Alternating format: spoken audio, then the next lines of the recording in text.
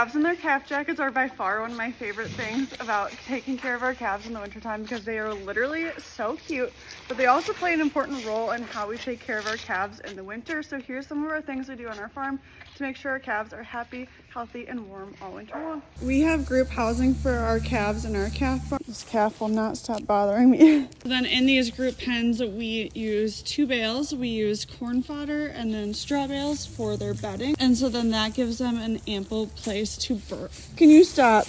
A place to burrow in and stay nice and warm no matter what the temperature is. Bedding will stay dry and clean, and we change it out every week, and they are able to stay nice, cozy, and we also are making sure that they're getting enough calories in each day so that they are able to stay warm. Winter feeding plan that they stay on in our robot, and so it allows them to drink more milk for more days than what our summer feeding program is, just so they have access to those calories that will keep them warm. They also get grain, free choice grain whenever they'd like. And then of course the cutest part of how we take care of our calves in the winter is these calf jackets. So we get our calf jackets from UtterTech.